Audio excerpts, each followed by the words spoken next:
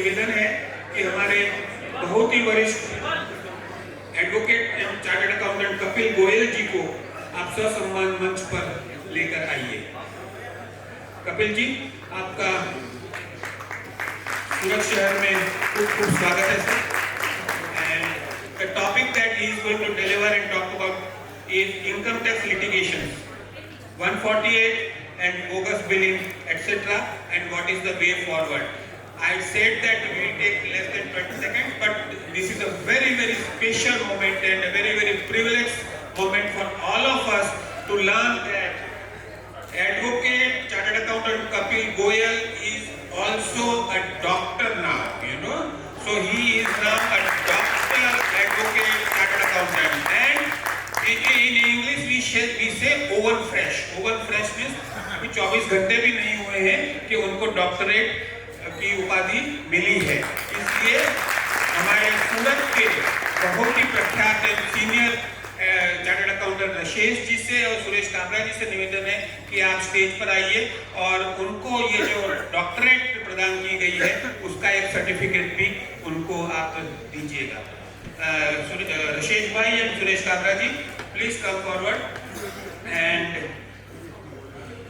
felicitate our distinguished speaker, Dr. Advocate Chartered Accountant Kapil Goyal ji, with a special recognition of his degree and confer the degree of doctorate to Kapil Goyal ji. We are indeed very proud to see that after receiving his doctorate, he is delivering first session, first star at Gamma 2025. And we will remember this whole conference has been fabulous for all the speakers, but we will remember this conference for the fact that Kapil Goyal ji has delivered his first session after receiving his very coveted philosophy of doctor degree also. Rashesh भाई और सुरेश भाई, आपका खूब आभार है। अब मैं निवेदन करता हूँ जसपाल जी से एवं पंकज जी से, हमारी जो मेमेंटो और फोटो फ्रेम की सीरीज है उनसे आप हमारे आज के विशिष्ट अतिथि का सम्मान करें। कपिल जी, आपका सूरत में और स्टार के लिए समय बिताने के लिए खूब धन्यवाद। देखो कितनी बढ़िया सी फोटो आपको एक फ्रेम कर दिया है।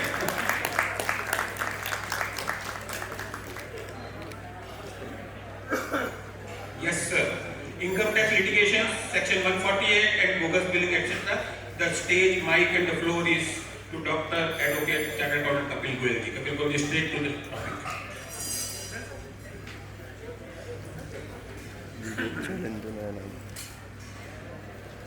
My dear, very respected professional colleagues, my seniors, sitting on the dais, my two good friends, and one, our Jaspal Paji. I see him like this because I keep meeting him in Delhi courts, and जिसको आप sir जैसे मिलते रहते हो तो उसके लिए जैसे वो कहीं इवन आउट और even in the out, I don't know. It was a GST conference. I was told this topic of income tax is scared, and due to him, I am today here. But मुझे लगता है कि बाकी बिहारी को कुछ और ही मंजूर था सर. जैसे क्या होता है कई बार रिवर्स इंजीनियरिंग चलती है, हमारे प्रोफेशन में भी चलती है. तो आपके सेशन रचने के बाद मुझे ये डिग्री मिलने का सौभाग्य मिला. तो आपके सेशन का भी आशीर्वाद कहीं पर रहा है. अगर परमात्मा यही कहीं है और मेरी इस डिस्कशन को विटनेस कर रहे हैं माँ सरस्वती और माँ के बिहारी, तो मेरा सर अपने दिल की गहराइयों से भाव है कि ये डिग्री तो चलिए अपनी जगह है, बट मुझे प्रसन्नता सबसे ज्यादा जिस बात की होती है कि मैं एक चार्टर्ड अकाउंटेंट हूँ और institute of chartered accountants of India का एक छोटा सा पार्ट हूँ.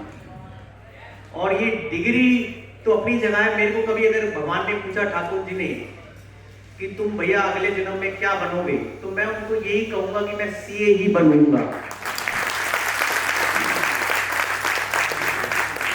तो ये जो जीवन में मेरे को सब कुछ मिला है वो इस प्रोफेशन का ही सर आशीर्वाद है। हाँ, बाकी मैं बहुत ज़्यादा चीज़ें नहीं जानता हूँ, ये आप लोगों का आशीर्वाद है। सूरत में कई सालों से आ रहा हूँ। काबरा साहब, आशीष भाई, एवरीवन का मेरा सबको प्रणाम। और बीच में एक बैठे हुए हमारे अंकल जी हैं, मनमोहन जी, वो मेरे फादर के पुराने दोस्त भी रहे हैं और मेरे लिए पिता तुल्य हैं, तो मुझे उनका भी सौभाग्य मिल रहा है आज आशीर्वाद। गौरव जी के फादर तो हैं बट मेरे लिए अंकल जी हैं और हमारे पिता तुल्य हैं।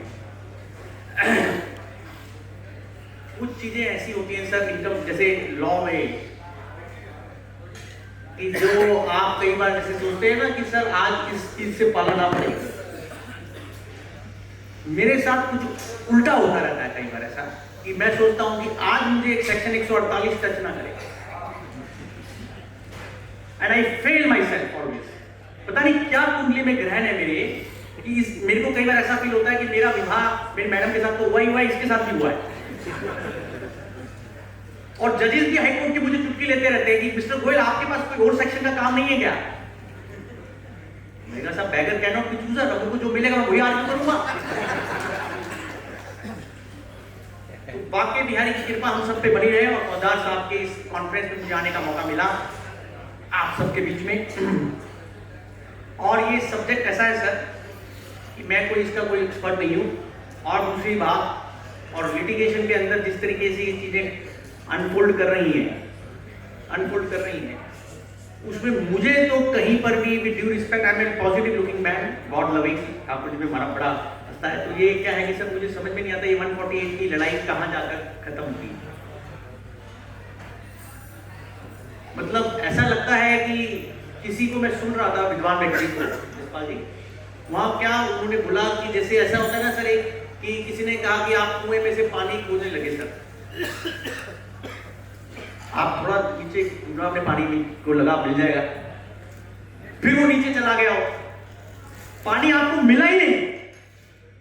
ऐसा 148 का लिटिगेशन हो गया है कि हम चालू हुए सुप्रीम कोर्ट के डिसीजन आशीष अग्रवाल से 444 आईटीआर पन्ना number 1 justice MR Shah, article 142 use in an exceptional manner संपूर्ण न्याय in the income tax act. फिर उसके बाद दूसरा पड़ाव ये राजीव बंसल का आया, उसको डिस्कस करेंगे। बट ये सारी चर्चा का एक कंक्लूजन पॉइंट है, मेरी आदत सर चारों तरफ देख रही है, तो जितने भी डिसीजंस और जूरिस्प्रूडेंस आ रही है सर 148 पे, उससे आप क्या समरी पर निकाल सकते हैं? What we can draw out कि एक तो ये है कि डिपार्टमेंट का सबसे ज्यादा फोकस इसी सेक्शन पे है। कहीं ना कहीं अगर एसएससी का केस खोलना है तो 148 यूज सबसे ज्यादा होगा। और दूसरा, एक बार केस खुलने के बाद उसमें आपको न्याय कब तक मिलेगा जस्टिस, ये दूसरा अपने आप में challenge. I am not sounding negatively but it's a real challenge when a case is getting reopened and ultimately when you will get the justice and when the proceedings will get terminated। अब हर एक आदमी के पास तो ये शक्ति नहीं है ना सर कि 148 हो गया और वो रिट पिटीशन में जाए और हमारे जैसे वकील को एंगेज करे, उसको दक्षिणा दे, और हम तो बिना दक्षिणा के काम करेंगे नहीं। फिर तो वो रिट फाइल करे और जज साहब भी कहते नहीं साहब आप स्टैट्यूटरी अथॉरिटी के पास जाइए। तो हर एक आदमी के पास रिट पिटीशन जाने का शक्ति नहीं है और हर एक को रिट में न्याय भी जरूरी नहीं है मिले। और फिर जो हमारे यहाँ अपील का ये सर्कल है इनकम टैक्स एक्ट में, काबरा जी आप सर आप सीआईटी अपील के पास जाते हैं, सीआईटी अपील तो फेसलेस है अभी, और आप सबको पता है सीआईटी अपील पे कितने कितने सालों के केस डिसाइड। ये अलग आयरॉनिकल पॉइंट है सर कि व्यास से विश्वास 2024 आ गया, पर सीआईटी अपील के केसेस की अगर पेंडेंसी का स्टैटिस्टिकल एनालिसिस किया जाए ऑब्जेक्टिव मैनर में और बिल्कुल जैसे निष्पक्ष भावना से, तो समझ में आएगा कि कितने लाख केस सीआईटी अपील पे आज भी लंबित हैं, पेंडिंग। और उसमें किसका कसूर है? Who is at the fault that these cases are languishing and मतलब finding its turn for getting justice, and people have to file the writ petitions in the High Court to get the case decided. I can cite you to Dispaji. हम मतलब ये आपका CITP case favour में करे, ये इसके लिए writ file नहीं हो रहा है। रिट फाइल किस लिए हो रहा है कि CITP आपका case timely justice GS Kulkarni Bombay high court के टैक्स बेंच के जज इनकम टैक्स में उनके सामने एक मैटर आया। 8 साल से CITP पे केस पेंडिंग है सर, 8 साल की आयु, और वो फर्स्ट अपीलेट अथॉरिटी का केस। उसके बाद की यात्रा तो भी तीर्थ यात्रा बाकी है और न्याय की खोज बरकरार। तो ये बड़ा इंटरेस्टिंग अजीब सा पैराडॉक्स है कि एक तरफ से विवाद से विश्वास 2024 आ गया और एक तरफ से CITP के ऊपर इतने सारे केस पेंडिंग है सर, और उन केसेस को हम जबरदस्ती तो ITT ले जा नहीं सकते रिलीफ के लिए। जब तक CITP case commissioner appeal decide करेगा तभी तो ट्रिब्यूनल जाएंगे। और ITAT ही मेरे अंडरस्टैंडिंग में ड्यू रिस्पेक्ट एक ऐसा टेंपल ऑफ जस्टिस है जहां फिर भी कुछ न्याय की उम्मीद है। फेसलेस की कोई क्रिटिसिज्म नहीं है, बट एक बात ऑब्जेक्टिवली एनालाइज करने की जरूरत है सर कि जितने भी केस हम लोगों ने CITP के पास हमारे पेंडिंग है, खासकर जो 148 वाले हैं, जो रीओपनिंग वाले हैं, रशीद भाई, उनमें से कितने केसेस के अंदर आपने देखा है उन ऑर्डर की क्वालिटी प्रॉपर है सर, जो फेसलेस से आ रहे हैं, नए युग के, मॉडर्न युग के ऑर्डर। मैं बड़ी एम्फेसिस देकर बोल रहा हूं मॉडर्न युग के ऑर्डर्स। वो टेम्पलेट ऑर्डर्स है sir, fill in the blanks. उनको आप CITP का ऑर्डर नहीं कह सकते with all due respect section 250 और 251 की भावना के हिसाब से कि उसमें जो आपके ग्राउंड्स है, आपकी सबमिशंस है, उन पे ऑब्जेक्टिव न्याय। ये मैं नहीं कह रहा हूं, कोर्ट्स कह रही है, ITT कह रही है कि साहब हमारे पास जो अपीलें आ रही हैं उनमें जो CITP के फेसलेस अपील के ऑर्डर हैं उनमें प्रॉपर डिसीजंस। आपको पता है इस बात का एक और प्रारूप है सर, जब आप 148 का कोई केस लेकर गए, आपने जुडिशियल ग्राउंड लिए कि रीओपनिंग गलत हुई। अब CITP साहब ने तो ऑर्डर अपील मान लीजिए उन्होंने डिसाइड कर रखा है, मैंने तो टेम्पलेट ऑर्डर पास करना है, उनके माइंड में धारणा है कि बोगस बिलिंग का केस है, पेनी स्टॉक का केस है या अकोमोडेशन एंट्री का केस है, ये ऐसे कुछ उनके सामने रेड फ्लैग है। जैसे होता है ना रेड फ्लैग कि ये बोगस एंट्री का केस है, ये पेनी स्टॉक का केस है, ये शेयर कैपिटल का केस है, तो वो उन्होंने डिसमिस करना है, वो कह रहा है ये ITT देखती। अब उसके अंदर जो डिसीजन लिखा गया वो नॉन स्पीकिंग ऑर्डर है। अब किसी अभी सोचिए कि आप ट्रिब्यूनल में अपील फाइल करते हैं और ट्रिब्यूनल का मेंबर बेंच से बोलता है नहीं साहब ये काबरा जी आप नीचे जाइए, आपका केस रिमांड बैक कर रहे हैं क्योंकि ये ऑर्डर CITP का स्पीकिंग ऑर्डर। इसमें परेशानी में कौन आया? डिपार्टमेंट आया, SSC आया? बताइए रिमांड बैक होने से सर जान किसके आफत में अटकी हुई है? कमाल है सर। और यही युग का जैसे हमें कल्पना कर रहे हैं कि जैसे with due respect, that is why I submitted कि with all due respect and humility at my command, कि जब सुप्रीम कोर्ट का MR शाह साहब वाला ऑर्डर आया आशीष अग्रवाल का 444 ITR 321, उन्होंने कहा कि साहब ये जो 90,000 नोटिस हैं इनको कुछ रेमेडी गवर्नमेंट को मिलना चाहिए डिपार्टमेंट। उन्होंने आर्टिकल 142 यूज किया, ये दोबारा से 148 होगा, राउंड 2, राउंड 1 आशीष अग्रवाल से पहले, राउंड 2 आशीष अग्रवाल के बाद। वो 90,000 केस में रेमेडी गवर्नमेंट को प्रोवाइड करने के लिए, क्योंकि उनसे बोनाफाइड मिस्टेक हुई है। हमें तो सिखाया गया था जब से हमने कानून की पढ़ाई करी कि भारतीय संविधान का एक हिस्सा है आर्टिकल 265 से, वो कहता है no tax can be levied and collected except by authority of. और आज भी है कि कोई भी टैक्स कलेक्शन बिना अथॉरिटी ऑफ लॉ के, तो बोनाफाइड मिस्टेक क्या हो सकी? और आर्टिकल 142 कैसे यूज हुआ और उसका इंटरप्ले आर्टिकल 265 के साथ क्या हुआ? चलिए सुप्रीम कोर्ट सर उन्होंने अपनी एक्सेप्शनल पावर आर्टिकल 142 की यूज कर दी, गाड़ी आगे बढ़ी। अब वो 90,000 केस जो सर इंद्र जी ब्रदर जो दोबारा डिसाइड हुए वो जुलाई 22 में हुए सर, राउंड 90,000 केस। अब वो दोबारा सर काबरा जी दोबारा लोग लड़े, दोबारा रिट में गए। अब बहुत सारे हाईकोर्ट में, गुजरात हाईकोर्ट में मेरे को याद है वो किनारा जस्टिस का ऑर्डर था, जस्टिस बुकानी का, if I am not wrong, कि उन्होंने कहा कि साहब ये जो नोटिस असेसमेंट या निर्धारण वर्ष 13-14 और निर्धारण वर्ष 14-15 के हैं और जिनको जुलाई 22 में दिया गया ये टाइम लिमिटेशन के बियॉन्ड है, सेक्शन 149 किनारा इंडस्ट्री पर Gujarat high court judicial high court view, I believe the author of the judgement was justice Bukani ma'am. और उसके बाद जब राउंड 2 चला सर, तो ये सारे हाईकोर्ट के डिसीजन सर फिर डिपार्टमेंट हार गया सर, ज्यादातर हाईकोर्ट में सब में हार गया। अब वो सारी बैटल राउंड 2 की आकर जस्टिस चंद्रचूड़ के साहब के जजमेंट में कंक्लूड हो गई राजीव बंसल 469 आईटीआर, आप नोट कर सकते हैं साइटेशन 469 आईटीआर पेज 46।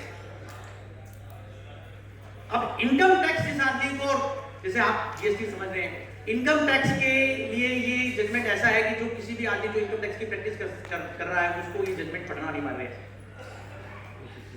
सिर्फ इस बात की वजह से नहीं कि इसमें 148 की चर्चा है, इस बात की वजह से नहीं कि इसमें जो कर निर्धारण से संबंधित प्रिंसिपल सुप्रीम कोर्ट ने चंद्रचूड़ सामने ले रहा हूं। अब इसका बैटल का कंटेक्स्ट समझ में आ गया आपको ना पूरा सर। आशीष अग्रवाल के बाद राउंड 1 के बाद जो राउंड 2 की बैटल थी वो राजीव बंसल पे कंक्लूड हुई 3 अक्टूबर 2024।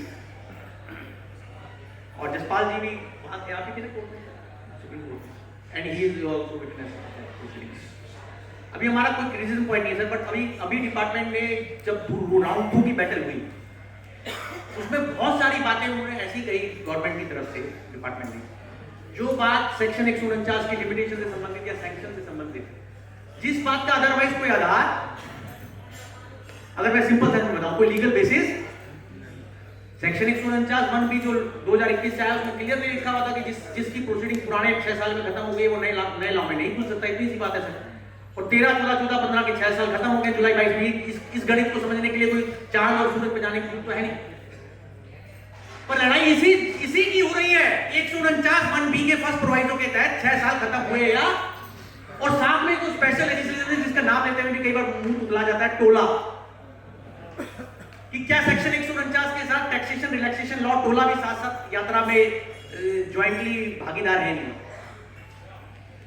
अभी तो कहते हैं कि टोला साथ चलेगा, और उन्होंने कैलकुलेशन भी दे दी कि आप ऐसे चेक करेंगे, पैरा 112 है सुप्रीम कोर्ट के डिसीजन का 469 आईटीआर 46 में, कि जहां उन्होंने कैलकुलेशन दिए कि आप ऐसे चेक करेंगे कि वो लिमिटेशन में है या। जुलाई 22 का नोटिस अगर आपको आया है तो आपको अगर ये चेक करना है कि वो टाइम में है या नहीं है, अगर मैं आपको सरल शब्दों में समझाऊं तो आपको पुराने वाले नोटिस की डेट देखनी है सर। पुराने वाला नोटिस कौन सा, जो 1 अप्रैल से लेकर 30 जून 21 तक इशू हुआ। लेट अस से वो नोटिस 1 जून 21 को इशू हुआ। 1 जून 21 के बीच में और 30 जून 21 के बीच में कितने दिन है सर? 30 दिन। ये 30 दिन आप ऐड कर देंगे जब एसएससी ने वो रिप्लाई फाइल किया है जो आशीष अग्रवाल के बाद नोटिस आया था। मान लीजिए वो रिप्लाई आपने फाइल किया 15 मई 22 को, क्योंकि आशीष अग्रवाल का डिसीजन मई 22 में आया था, अप्रैल 22 मई 22 में, उसका रिप्लाई लेटर से आपने 15 जून 22 को, एक ज्यादातर डेट यही पड़ेगी 15 जून 22। 15 जून 22 में आप 30 दिन जोड़ दीजिए जो 1 जून के बीच में पुराने वाले नोटिस के और 30 जून के बीच में टाइम था। इसको सर्वाइविंग पीरियड बोला गया, लिखना चाहे आप सर्वाइविंग पीरियड जिस दिन पुराना लॉ का ओल्ड लॉ का नोटिस और 30 जून के बीच का पीरियड आप ऐड कर दीजिए जो रिप्लाई फाइल किया आपने आशीष अग्रवाल के बाद। अब 15 जून में आप 30 दिन ऐड करेंगे तो 15 जुलाई पे पहुंचेंगे सर। अगर ये 15 जुलाई से पहले नोटिस इशू है जो दूसरे वाला नोटिस है सेकंड राउंड का, तब तो टाइम लिमिटेशन के अंदर है। अगर 15 जुलाई के बाद हुआ है तो वो टाइम के, तो लबोलबाब स्टोरी का ये है sir. Para 112 supreme court justice Chandrachud साहब के राजीव बंसल के ऑर्डर के हिसाब से कि 13, 14, 14, 15 के वो नोटिस टाइम पर हो जाएंगे जो जनरली मैं बोल रहा हूं जो जून के अंदर इशू हुए हैं कैलकुलेशन के हिसाब से। अब इसमें झगड़ा सिर्फ लिमिटेशन का 13, 14, 14, 15 का नहीं था, इसमें झगड़ा एक और भी था कि डिपार्टमेंट ने जब जुलाई 22 में जो दूसरे राउंड के सर नोटिस इश्यू किए थे उनमें जिस अधिकारी से सैंक्शन लेना है वो अधिकारी भी गलत था लीजिएगा। मान लीजिए सेक्शन 151 में लिखा हुआ था 1 तारीख के बाद कि 3 साल के बाद नोटिस इश्यू होगा तो चीफ कमिश्नर महोदय की सैंक्शन चाहिए और 3 साल के अंदर होगा तो कमिश्नर की चाहिए। पर डिपार्टमेंट ने अपने गणित के हिसाब से जुलाई 22 में भी जो नोटिस 3 साल के बाद के 16, 17, 16, 17 एंड 17, 18 पर्टिकुलर उनमें सैंक्शन बताइए सर। 16, 17 का नोटिस अगर जुलाई 22 में इश्यू होगा तो कितने साल बाद हुआ हो? 5 साल बाद हुआ ना काबरा जी। और 17, 18 का कब हुआ सर? 4 साल बाद।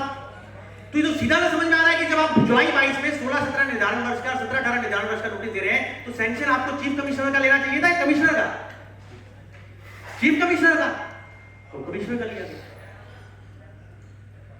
अब ये बैटल की सुप्रीम कोर्ट पहुंची इसी ऑर्डर में कंक्लूड की गई है पैरा 76 और पैरा 77 के अंदर राजीव बंसल में। गलत है सर, तो फेवर में हो गया। मतलब उस जजमेंट को अगर आप ऊपर से पढ़ेंगे तो आपको लगेगा वो अगेंस्ट राजीव बंसल का फैसला। और ये जजमेंट को पढ़ने की सही तमीज है कि उसके अंदर क्या लिखा है, आपको ध्यान से उसको अप्रिशिएट। सैंक्शन के ऊपर जो नए लॉ के नोटिस जुलाई 22 के हैं, अगर उसमें 3 साल के बाद नोटिस इशू हुआ है और सैंक्शन अगर कमिश्नर का लिया गया है और होना चाहिए था चीफ कमिश्नर का, तो नोटिस इनवैलिड है। दो बातें मैंने आपको यहाँ अंडरलाइन करके बताई, 13, 14, 14, 15 आप कैसे कैलकुलेट करेंगे लिमिटेशन, पैरा 112 और सैंक्शन का पैरा 76 और पैरा 77 राजीव बंसल। एक और निर्धारण वर्ष रडार में है 15, 16, 5 टोटल है काबरा जी, 13, 14, 14, 15, 15, 16, 16, 17, 17, 18, अभी 15, 16 रह गया अभी 13, 14, 14, 15 मैंने आपको क्लियर कर दिया लिमिटेशन, पैरा 112, तो 16, 17, 17, 18 का सैंक्शन आपको बता दिया, पैरा 76, पैरा 77। अब 15, 16 डिपार्टमेंट ने सोचे आप, अब ये मेरे लिए भी कैरियर के लिए लर्निंग पॉइंट था सर, जहां सुप्रीम कोर्ट के सामने एएसजी जो लॉ के सबसे बड़े ऑफिसर माने जाते हैं गवर्नमेंट की तरफ से, वो कंसेशन देते हैं कि 15-16 का नोटिस हम ड्रॉप। ये कंसेशन कहां लिखा हुआ है एएसजी साहब का सुप्रीम कोर्ट के राजीव बंसल के केस में, पैराग्राफ 19 में, पैरा 112 आपने नोट कर लिया, पैरा 76, 77 नोट कर लिया, पैरा 19 क्लॉज है Justice General to record, Supreme Court records that ASG says that AY 1560 notice issued in July 22 is time barred and cannot be saved by Tola Poli. अब देखिए concession कौन दे रहा है sir? ASG। तो क्या वो government में बाइंडिंग नहीं है कंसेशन? और अभी ये लड़ाई चल रही है कि डिपार्टमेंट अभी भी मानने को तैयार नहीं कि 15-16 के नोटिस गलत है सर, इसीलिए राउंड 3 चालू हो चुका है। क्या चालू हो चुका है? बोलिए बाकी बिहारी लाल की जय। कपिल गोयल जैसे लॉयर्स का काम बढ़ता ही नहीं, कमाल है सर। मैं तो सोच ही रहा हूं राउंड 1, राउंड 2, राउंड 3, इसीलिए वो ग्रीक की माइथोलॉजी वाला मैंने आपको तो कुएं वाली बात बताई कि पानी नजर ही नहीं आ रहा, अंदर जा रहा, अंदर पानी नहीं नजर आ रहा, किनारा ही नहीं मिल रहा उसको।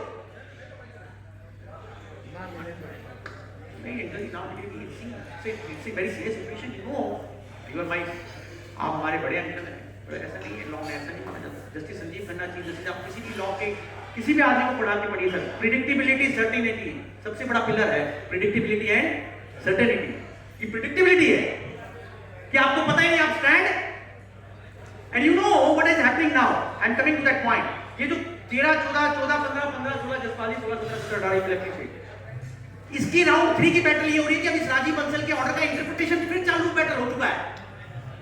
I made some decisions with me। एक आप नोट करना चाहें, दिल्ली उच्च न्यायालय का जस्टिस यशवंत वर्मा साहब का ऑर्डर कि 15-16 का राजीव बंसल का कंसेशन बाइंडिंग है। दिल्ली हाईकोर्ट का एक ऑर्डर आ गया है, ITCO group private limited, ITCO group private limited versus ACIT 13 दिसंबर 2024, दिल्ली हाईकोर्ट। अब ये बैटल क्या चल रही है कि राजीव बंसल के ऑर्डर का इफेक्ट कैसे दिया जाएगा, दिल्ली हाईकोर्ट आईटीको कि 15-16 टाइम बार। अब पता नहीं और हाईकोर्ट मानेगी नहीं मानेगी, आपके गुजरात का मुझे नहीं लगता सर कोई ऑर्डर भी है, राजीव बंसल के पोस्ट आया है इस कार्य का। एनीहाउ, तो इससे आप ये समझ लीजिए सर कि आपको अभी राजीव बंसल में एक उन्होंने प्रोनाउंसमेंट शीट लिखी थी डॉक्टर डीवाई चंद्रचूड़ साहब की बेंच ने, उसमें पाड़ीवाला साहब और मनोज मिश्रा साहब भी थे कि साहब थर्ड राउंड के अंदर सारे जितने भी 90,000 केस होंगे उनमें दोबारा से ऑर्डर पास होगा, दोबारा से। वो लाइन क्या थी मैं पढ़ देता हूं, मेरे दिमाग में रट्टा मारा हुआ है कि जितने भी केस आशीष अग्रवाल के बाद हुए हैं उनमें सब में अब अलग से ऑर्डर पास होगा राजीव बंसल की पैराग्राफ की लाइन पे 148 डी का। फिर आप कहेंगे गोयल साहब उसके बाद क्या होगा? उसके बाद आपकी अपनी श्रद्धा है, आप रिट में लड़े, जो भी लड़े। और कमाल की बात है 3 अक्टूबर 2024 के बाद आज क्या तारीख हो गई सर? 5 जनवरी 2025। ना तो सीबीडीटी का कोई इंस्ट्रक्शन आया है और ना कोई यूनिफॉर्म पॉलिसी बनी है कि जजमेंट का ऑल इंडिया बेसिस पे यूनिफॉर्म इफेक्ट कैसे दिया जाए। हमारे देश के मुख्य न्यायाधीश है चीफ जस्टिस साहब संजीव खन्ना साहब, उन्होंने एक इनकम टैक्स का फैसला लिखा है, नोट कर सकते हैं, भारतीय सेलुलर लिमिटेड 194 एसटीडीएस के ऊपर कि साहब सीबीडीटी को ये चाहिए कि सिर्फ वो जो सर्कुलर इशू करे तो इस भावना से ना करे कि लोगों से टैक्स ज्यादा से ज्यादा कैसे कलेक्ट हो, इस भावना से नहीं करे, लोगों को न्याय टाइमली मिले। सर 462 आइडिया भारतीय सेलुलर लिमिटेड पर justice Sanjeev Khanna that CBDT while making the decision should not only focus that कि आपसे खून ज्यादा से ज्यादा कैसे निकाल रहा है। This is not the way. You have to also understand one thing is that you have to give some certainty to the life of the taxpayer. किस दिन एसएससी को लगेगा कि आज 148 से साहब विराम मिल गया, बाकी बिहारी लाल की जय, अब खत्म हुई।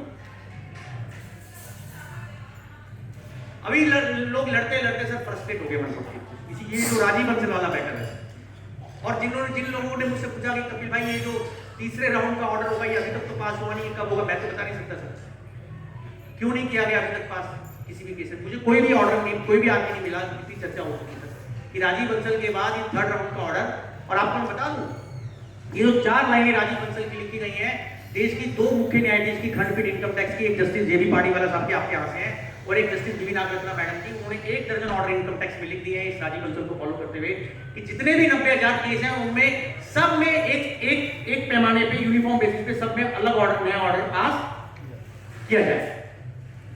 I have 1 dozen orders list to me available by Justice B.V. Nagarathna and by Justice J.V. Padiwala. But yet that order is yet to see the light of the day. Anyhow, एक मैंने analysis किया था sir आप अपने chartered accountant भाइयों के साथ और अपने प्रोफेशनल के साथ कि साहब ये इनकम टैक्स में 148 के चेंजिंग कलर्स 1/4/2021 से पहले का 148 एक रिजीम हो गया, 1/4/21 के बाद और 31 अगस्त 24 तक का रिजीम 2 हो गया और 1 सितंबर 24 के बाद से रिजीम नंबर। कमाल नहीं है सर, आपको तीनों याद रखने हैं। ये जो काम कर रहा है उसको तीनों रिजीम याद होने चाहिए कि पहले रिजीम में क्या था 1/4/21 से पहले, 1/4/21 ये मैं बता रहा हूं क्यों याद रखने, 1/4/21 के बाद 31 अगस्त 24 तक भी याद क्या है और 1 सितंबर 24 से अगर आप नोट करना चाहें तो मैं आपको लिखवा भी सकता हूं कि जब 1/4/21 से पहले का कानून था 148 तो सारा झगड़ा सर इस बात का है कि जो रीजंस टू बिलीव रिकॉर्ड होते थे सेक्शन 148 सब सेक्शन 2 में कि उनकी क्वालिटी सही थी या। अब मैं तो पता नहीं, हम तो इनकम टैक्स का जैसे सीए करा, इनकम टैक्स की प्रैक्टिस करी कि रीजन टू बिलीव में कोर्ट्स कहते हैं, हमेशा कहते आई हैं कि रीजन टू बिलीव में application of mind is something which is क्या मस्त है, एप्लीकेशन ऑफ माइंड। बिना एप्लीकेशन ऑफ माइंड के रीजंस रिकॉर्ड नहीं हो सकते। अब आप रीजंस रिकॉर्ड कर रहे हैं, सोचिए 1/4/21 से पहले का एक पुराना लॉ रिजीम 1 और उसमें आप सर ये बता ही नहीं रहे कि उसकी ट्रांजैक्शन का नेचर क्या है। जैसे आपने कहा कि एसएससी ने बोगस बिलिंग करी है, फेक इनवॉइसिंग है, कुछ ऐसा अभी मुझे टॉपिक दी थी, तो बताइए सर ये लिखने से बात बन जाएगी सिर्फ कि बोगस बिलिंग, उसका नेचर लिखना जरूरी नहीं कि वो मेरे हैंड्स में सेल है या परचेज है, ये कौन बताएगा। जिस एसएससी का केस आप खोल रहे हैं उसके हाथ में उस ट्रांजैक्शन का नेचर क्या है, सेल परचेज, ये बताना आवश्यक नहीं है सर। या सिर्फ इतना लिख देने से बात बन जाएगी कि उसने एकोमोडेशन एंट्री ली है या उसको जनरल बात लिख देने से कि नहीं हमें इनसाइड पोर्टल पे पता चला, जैसे इनसाइड पोर्टल मान के चलिए बैकअप धाम है, जो कुछ इनसाइड पोर्टल पे आ गया वो सब कुछ ब्रह्मा विष्णु महेश का वचन हो गया सर। ये मैं नहीं बोल रहा हूँ, जस्टिस कारिया साहब बोल रहे हैं, मैं भी बता रहा हूँ जजमेंट का नाम, ये इतनी हैसियत नहीं बोल रही। उन्होंने लिखा है वन ऑफ द फाइनेस्ट जज I have seen on 148 where he has written this line कि that near inside portal uploading information Gujarat high court says is no sacrosanct. उनका कहना यह है कि जब आप इंडिपेंडेंट एप्लीकेशन ऑफ माइंड करेंगे तो सबसे पहले उसको उसकी एसएससी की जिसका केस खोल रहे हैं, जैसे मान लीजिए सर एसएससी ने सेल करी है, चलिए, और आप उसको कह रहे हैं कि उसका बोगस बिलिंग है सर, और सेल मैंने किताबों में ऑलरेडी दिखा रखी है, सेल की एंट्री तो आप पीएनएल अकाउंट में दिखा रखी है, रिकॉर्डेड सेल है, और आपने मेरा केस ये फेक इनवॉइस करके खोल दिया सर। प्रश्न ये राइज होता है कि खोलने के बाद एडिशन किस सेक्शन में करेंगे जनाब, वो बताइए मुझे। मैं नहीं कह रहा हूं, जैसा बोल रहे कार्य साहब कि सर आपने कहा एक एसएससी का नाम नोट कर लीजिए जिसमें 2,500 करोड़ रुपए के एस्केपमेंट का चार्ज था, JK bullion, 2,500 crore rupees escapement charge against SSC. That SSC is a bullion trader और उसने सारा कैश सेल कर रखा है, और ये सब हमारे को चेक करना है क्या है, ये सब फर्जी सेल है क्या है, और 69A में ऐड करना है। जस्टिस कारिया says in the order of J.K. Bullion, it's a December order 2024, that department is not able to tell us the provision in which the addition can be made of the recorded sales. क्या section 68, 69 capital A recorded sale पे लग सकते हैं sir, बताइए। वही Gujarat high court ने कहा कि आप 2,500 करोड़ रुपए का अमाउंट सेंसेशनलाइज कर रहे हैं कि उसने कैश सेल करी को गुनाह कर दिया, आपको क्रेडिट कर दी इनकम जो है आपको ऑफर कर दी। आप ये बताइए कि खोलने के बाद कौन सा सेक्शन लगाएंगे, कह सर हमें नहीं पता, अभी ढूंढ रहे हैं, अभी पता लगाएंगे तो देखेंगे सर, केस तो खोलने दीजिए, केस ऐसे नहीं खोलने देंगे, पहले ये बताओ सेक्शन में एडिशन किसमें। तो उन्होंने क्वेश करा 148 रिट पिटीशन में 1/4/21 से पहले की ओपनिंग थी, रीजन टू बिलीव थे जेके बुलियन में 2,500 करोड़ रुपए के 3 साल थे, एक में 500 करोड़, एक में 1,500 करोड़, एक में 1,000 करोड़। ये फिगर मैंने इसलिए जानबूझ के याद करी ताकि इसमें अमाउंट बड़ा, अभी तो कई बार क्या होता है सर, अभी इतना बड़ा अमाउंट का केस कभी हम रिट फाइल करते हैं तो जस्ट आप कई बार फिगर देख कर ही कई बार सॉरी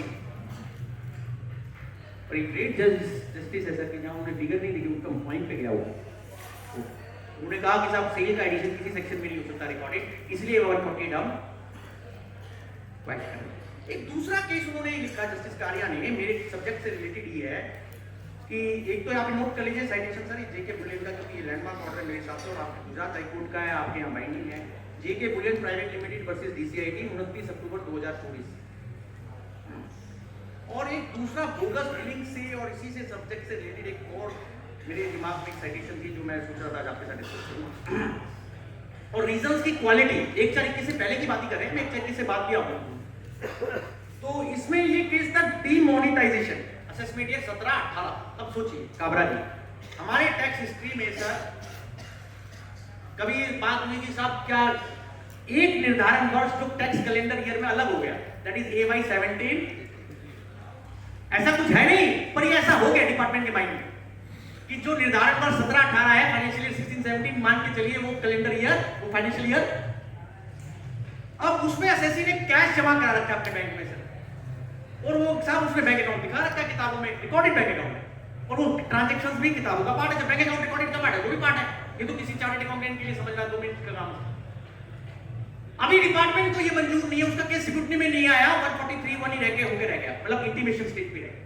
कमाल हुई भी, अच्छा अजीब सा हुआ। इन एसएससी का वैसे तो हमारा नॉलेज में था कि ज्यादातर लोग जिनके डिमोनेटाइजेशन का कैश डिपॉजिट हुआ उनका सबका 143(3) हुआ, पर इनका नहीं हुआ। ये नरसिम्हा ट्रेडिंग कंपनी का केस है, नरसिम्हा ट्रेडिंग कंपनी, इनका नहीं, इनका 148 हुआ सर। डिपार्टमेंट कहता है कि इन्होंने नोटबंदी के दौरान कैश जमा करा रखा है, हमें उसको चेक करना कि ये सही है नहीं।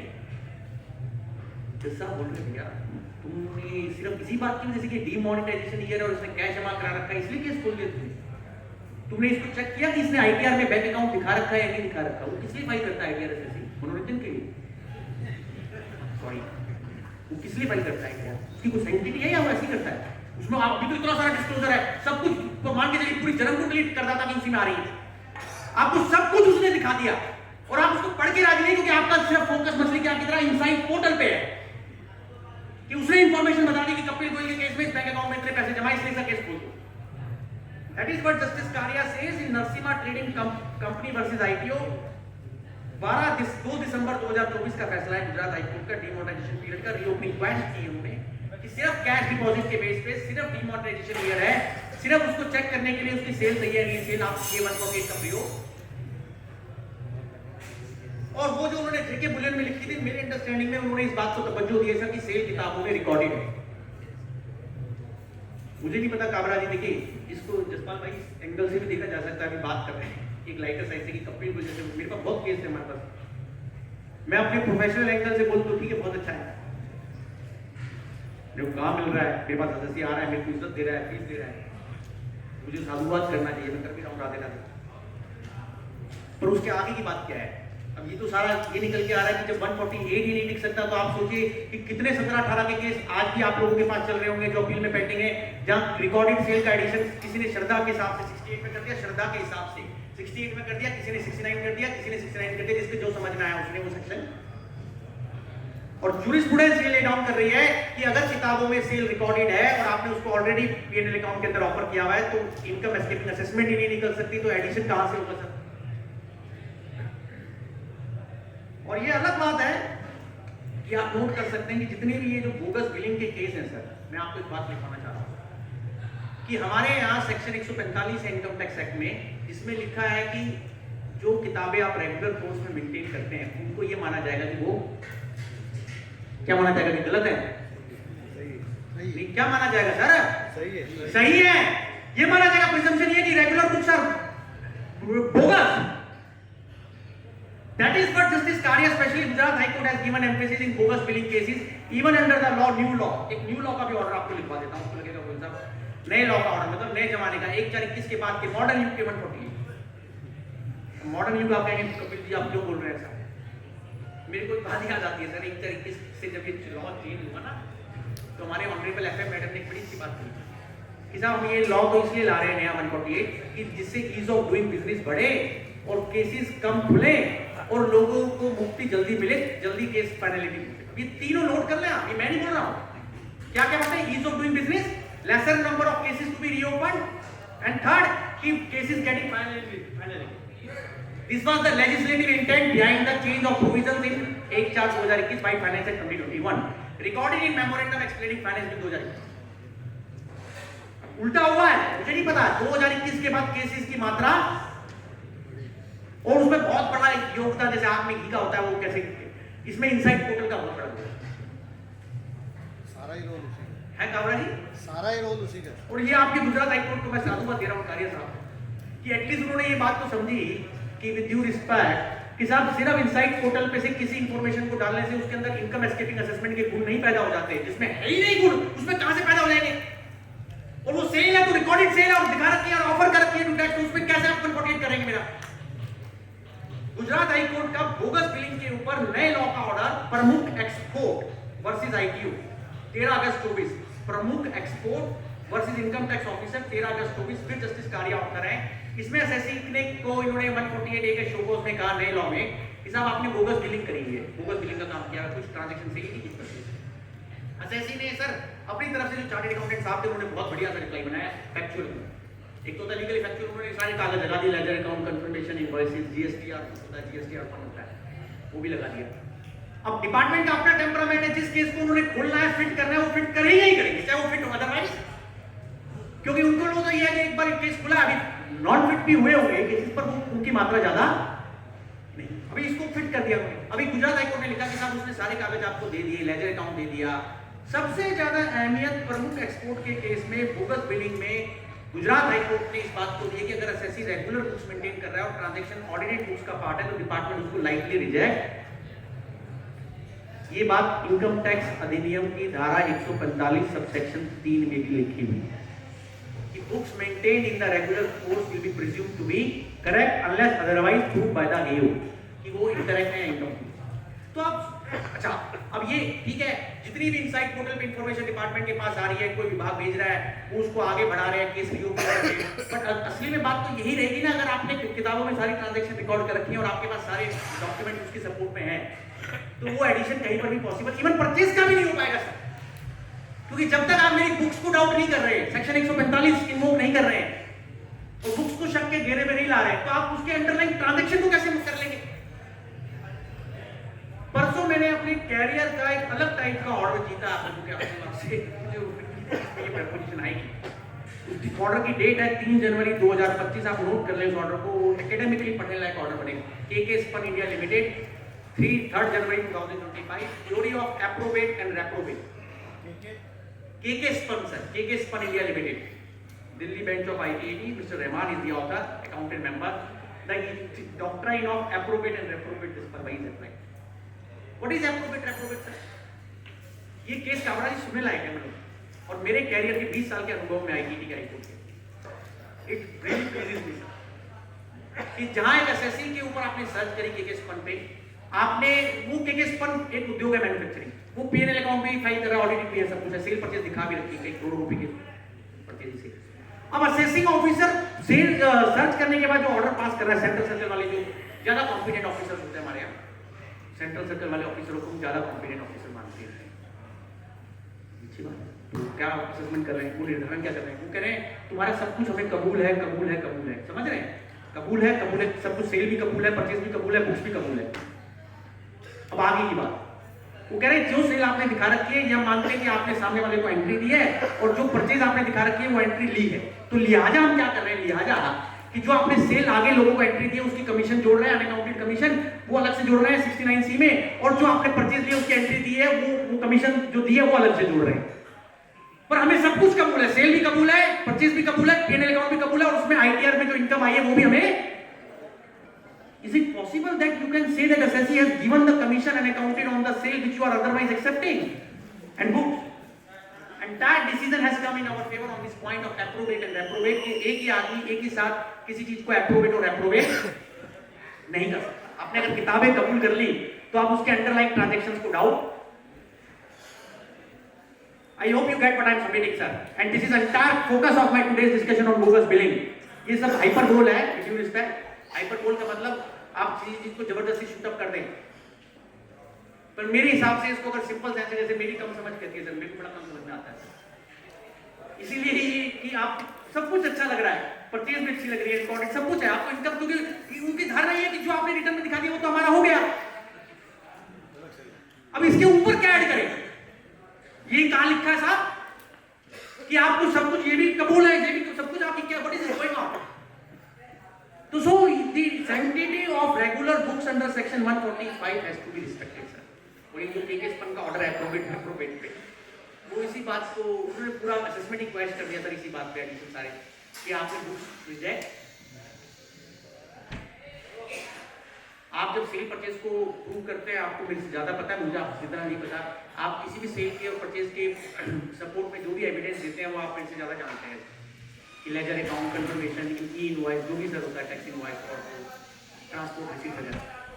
पर अगर आपने सारे एविडेंस दे दिए तो मेरी अंडरस्टैंडिंग में जो गुजरात हाई कोर्ट का आज का व्यू है वो बड़ा पॉजिटिव, और आपको देखकर मुझे तो बड़ा, जसपाल जी बैठे हैं, मेरे को तो बड़ा जलन होती है सर इस बात से कि हमारे दिल्ली हाई कोर्ट से इतने अच्छे 148 के ऑर्डर्स क्यों नहीं आ रहे, और ये मैं बड़ी विनम्रता से बोल रहा हूँ, क्योंकि ये जो बोगस परचेज और बोगस सेल के ऊपर 148 का जो जुडिशियल ट्रेंड है, गुजरात हाई कोर्ट एक्सेप्शनल है सर, खासकर जस्टिस कारिया।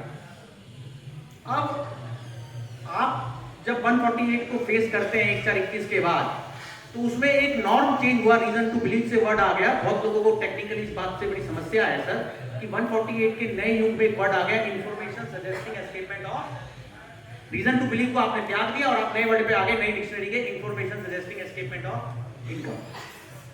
अब बताइए आपको क्या दोनों में अंतर नजर आता है? मतलब आपको क्या लगता है? चलिए मैं आपसे बड़ी हम्बली पूछ रहा हूं कि रीजन टू बिलीव से जब इंफॉर्मेशन सजेस्टिंग एस्केपमेंट वर्ड आया तो आपका जैसे जो बार था वो ऊपर गया या नीचे गया? नीचे गया। अरे सर वो फाइनेंस बिल मेमोरेंडम में जो मैडम के वर्ड से उनको मत भूलिए, ease of doing business, lesser number of cases, मैंने नहीं बनाए हैं, नीचे गया तो वो वर्ड कहां गए? उनको विसर्जित कर दिया आपने, गणपति बप्पा मोरिया, वो वर्ड कहां गए कि lesser number of cases, ease of doing business, वो मैंने नहीं लिखे, वो एफएमएलएम के वर्ड है, मेमोरेंडम लेजिस्लेटिव इंटेंट है वो कि केसेस कम खुलने चाहिए, केसेस ज्यादा खुलने चाहिए, ये इंटेंट। और इस बात पे काबरा जी, हमारे देश के अंदर बहुत जबरदस्त लिटिगेशन अभी भी चल रही है, 5 हाई कोर्ट के डिसीजन मैं आपको लिखवा सकता हूं, आप साइटेशन नोट करना चाहें कर लीजिए, इसी बात के ऊपर कि रीजन टू बिलीव से जब हम information suggesting escapement of income पे आए तो हम ऊपर गए माले के हिसाब से, नीचे गए, तो कोर्ट्स का ओपिनियन है कि हम वहीं रहे, ऊपर गए, केसेस ज्यादा नहीं खोल सकते। आप ऐसा नहीं कह सकते कि जो चीज पहले नहीं खुल सकती थी अब 148 में। मैं 5 साइटेशन लिखवा रहा हूं, मेरी बात ये सब लिख लीजिए आप, जजमेंट 470 आईटीआर, पन्ना number 536, Karnataka high court, 470 ITR, page number 536। हां sir, I am please sir, 470 ITR, page number 536, Karnataka high court. दूसरा है बॉम्बे हाई कोर्ट, 465 आईटीआर, पन्ना नंबर 232, 465 आईटीआर 232। तीसरा है Delhi high court Divya capital, 445 ITR, पन्ना नंबर 436, 445 आईटीआर 436। चौथा है मद्रास हाई कोर्ट के 2 डिसीजन डॉक्टर अनीता सुमन मैम के, जस्टिस अनीता सुमन के, 450 आईटीआर, पन्ना नंबर 568, 450 आईटीआर 568 एंड 459 आईटीआर 169।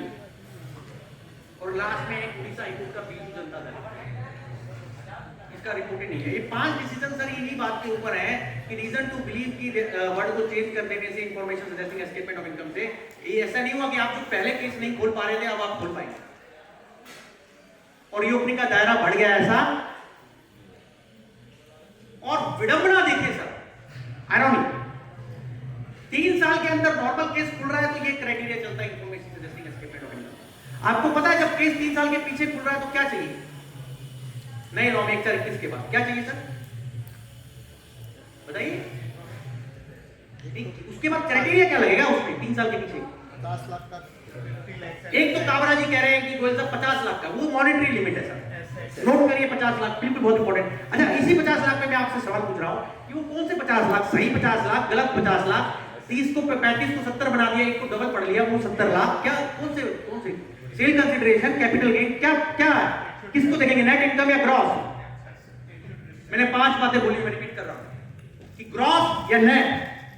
आपने एक तो डुप्लीकेट कर दिया, मल्टीप्लाई कर दिया, मल्टीप्लिकेशन ऑफ एंट्रीज, 35 को 70 पढ़ लिया।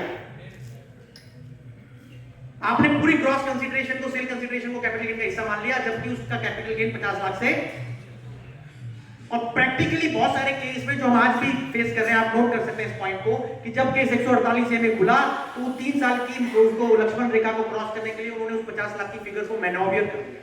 मैनोवर समझते हैं आप? 50 लाख की फिगर को किसी तरीके से, ताकि आप केस और वो 50 लाख की फिगर, पर जब वो असेसमेंट हुई फेसलेस की, ये भी जब वो उसका अल्टीमेट असेसमेंट हुआ तो पता चला वो 50 लाख गलत थे, वो अमाउंट 50 लाख से काबराजी से बहुत केस हुई। मेरे को एक दिल्ली आईटीडी में लैंडमार्क ऑर्डर अभी मिला, संतोष के नाम से उसका केस का नाम है, कि अगर सर्वाइविंग अमाउंट 50 लाख से कम है तो reopening will be question. Surviving amount का मतलब जिस अमाउंट पे एडिशन। विशेष भाई डिपार्टमेंट का ओपिनियन इस बात में क्या है कि लाइकली वर्ड लिखा है 149 1 में लाइकली, बट उसमें वो ये भूल गया कि जब पुराने 1/4 से पहले लॉ में जो आप केस खोलते थे तो सर 1 लाख का अमाउंट था, ये 1 लाख बाद में 50 लाख हो गया। 50 लाख का फिर मकसद ये था कि कम से कम केस खुले, और ये 50 लाख की कुछ सैंक्टिटी थी। ये नहीं कि सर आपने जिस दिन केस खुला उस दिन आपने सेल को और परचेज को दोनों को ऐड कर दिया, ये केस था संतोष का, क्या वो उसकी सेल ऑफ प्रॉपर्टी की फिगर को और परचेज के दोनों ऐड कर दिए।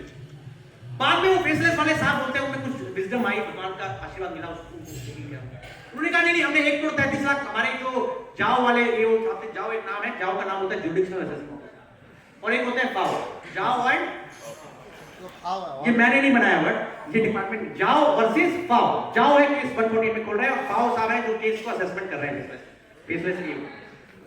अब फेसलेस ये उन्होंने 1 करोड़ 33 को मान लिया कि वो 50 लाख से कम है, वो 40 लाख है, पर हम केस खोल चुके हैं इसलिए हम अपनी गलती ड्रॉप नहीं करेंगे, हम 40 का एडिशन करेंगे क्योंकि एक बार केस गलत खुल गया। ये कोई तरीका हुआ सर काम करने का? भाई आपने 1 करोड़ 40 लाख जिसने ढंग से नहीं देखे उसकी गलती एसएससी को भुगतेगा, और इसलिए 50 लाख की फिगर दी गई कानून के अंदर। मैं तो बिल्कुल सीधी जाट भाषा में बात कर रहा हूं कि 50 लाख का फिगर का सेंस क्या बनेगा? फिर तो आप एक आदमी की डबल फिगर कर दो, सेल परचेज सब जोड़ दो, सब उल्टा पुल्टा करके उसको 50 लाख क्रॉस करने के लिए एक बार केस खोल दो, बाद में आप मान लो कि 50 लाख से 3 हाईकोर्ट राजस्थान हाईकोर्ट में जस्टिस अरुण बंसाली, विजेंदर सिंह, 4 जनवरी 2024 का फैसला। Justice Bansali is now the Allahabad high court chief justice, he says surviving amount देखा जाएगा विजेंदर सिंह। झारखंड हाईकोर्ट रतन बैच, और एक है हमारा ये कर्नाटक हाईकोर्ट सनत मुरली 454 आइडिया। मैं दोबारा रिपीट कर देता हूं, राजस्थान हाईकोर्ट विजेंदर सिंह 4 जनवरी 2024 का फैसला, दूसरा झारखंड हाईकोर्ट रतन बैच, और तीसरा कर्नाटक हाईकोर्ट सनत मुरली 454 आइडिया की 50 लाख का मतलब करेक्ट 50 लाख, सही 50 जी सही 50 लाख की मैं बता चुका हूं, ग्रॉस अमाउंट ले लिया, सेल परचेज जोड़ दिया, डुप्लीकेट कर दिया, ये सब गलत है। अब आप दूसरा क्राइटेरिया बताइए, अगर 3 साल से पीछे केस खुल रहा है तो आप information suggesting escapement of income देखेंगे या उसमें कोई हायर थ्रेशोल्ड लगेगा, कोई और क्राइटेरिया लगेगा? दूसरा क्राइटेरिया लगेगा सर, आप कर सकते हैं, कानून में लिखा हालांकि रिप्रेजेंटेड बाय एसेट्स। नहीं वो आप आगे पहुंच के जंप करके कावड़ा साहब, बुक्स डॉक्यूमेंट एविडेंस, नोट करिए, books document evidence revealing escapement of income is the higher threshold. अगर 3 साल के बाद केस खुल रहा है रशीद भाई, तो criteria information suggesting escapement of income का नहीं लग रहा है, क्राइटेरिया किसका लग रहा है? Books document evidence revealing escapement of income. अब वर्ड यूज है, अच्छा आप बताइए, वैसे आपको पूछ रहा हूं, सजेस्ट वर्ड और रिवील वर्ड एक ही पर्यायवाची है, सिनोनिम? कुछ तो अंतर वो कानून का कर लिए कानून बनाने वालों की, वो रिवील वर्ड एक जगह यूज कर रहे थे, दूसरा एक ही जैसा है सब। ये हमें सिखाया गया कि कानून में अगर डिफरेंट वर्ड डिफरेंट जगह यूज है तो उनका मतलब बड़ी एलिमेंट्री बात है। तो रिवील वर्ड जहां यूज किया गया, books document evidence revealing escapement of income in 149 1B is a higher threshold, and threshold का मतलब जिस दिन आप केस खोल रहे हैं उस दिन आपको करना है। अब आप हर एक चीज को मान लीजिए कि जहां इंफॉर्मेशन आई है वो बुक्स डॉक्यूमेंट एविडेंस को भी क्वालिफाई कर रहा है, ऐसे क्यों सकता है? Information suggesting escapement of income and books document suggest evidence suggesting revealing escapement of income are different words.